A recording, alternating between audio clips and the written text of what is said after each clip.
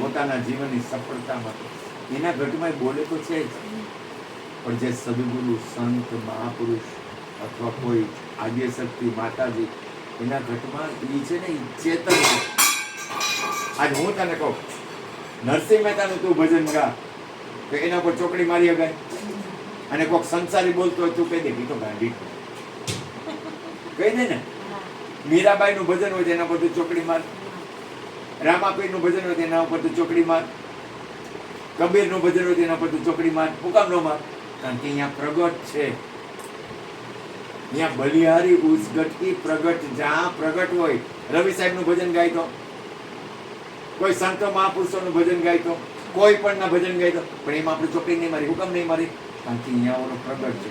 પણ સંસારી આવીને કઈ વાત કરી જાય તો, અગાવાલાની કઈક વાત હશે તો પછી હું કે ઈ તો બોલ, એવું કઈ હોય નહીં.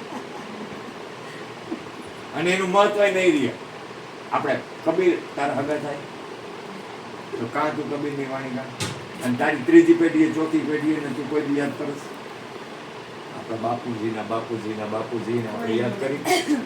અને કબીરને કેટલા વર્ષ થયા, નરસિંહ મહેતાને કેટલા વર્ષ થયા, મીરાને કેટલા વર્ષ થયા, રવિ સાહેબને કેટલા વર્ષ થયા, આ સંતો મહાપુરુષોને કેટલા વર્ષ થયા, સાંઈને કેટલા વર્ષ થયા.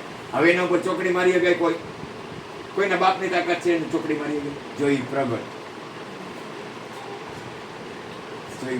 પ્રગટ કઈને કહેવાય કે જેના શબ્દો આપણને હજી સુધી એવો ને એવો મીઠા, પણ એવો ને એવો સ્વાદ આવે. કારણ કે પરમ તત્વ પરમાત્માની અંદરથી બોલે છે. સમજાય છે? નામ પ્રગટ છે ને, પોતે જ્યાંથી બોલે છે ને, એ બોલે છે ને, એ બોલે છે, એ પરમ તત્વ પરમાત્માની અંદરથી બોલે છે. એટલે ઈ એમનેમ ચેતન રહે.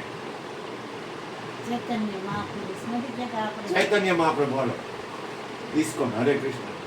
ચૈતન્ય મહાપ્રભુ પર ચોકડી મારી ગઈ, ખાલી હરે કૃષ્ણ, કૃષ્ણ કૃષ્ણ હરે હરે, હરે રામ, રામ રામ હરે હરે.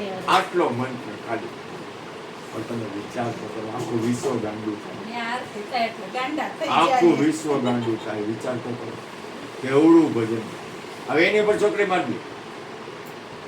કારણ કે જો તમે કીધું છે ને કે બલિહારી ઘટની કઈ રીતે જોઈ આ રીતે. એટલે મારા બાપ પરમ તત્વ પરમાત્માની અંદર રહેવા જેવું છે. શરીરના ધર્મ ગુણમાં ભલે પ્રવર્તે, ગુણ એનું કામ કરવા દે, શરીર એની જગ્યાએ રહેવા દે. આ કોતરો પડ્યો ભલે પડ્યો, કોતરાને રહેવા દે એની જગ્યાએ. કોતરાને મહત્વ આપો, તને મહત્વ દે. બોલો સદગુરુ મહારાજ.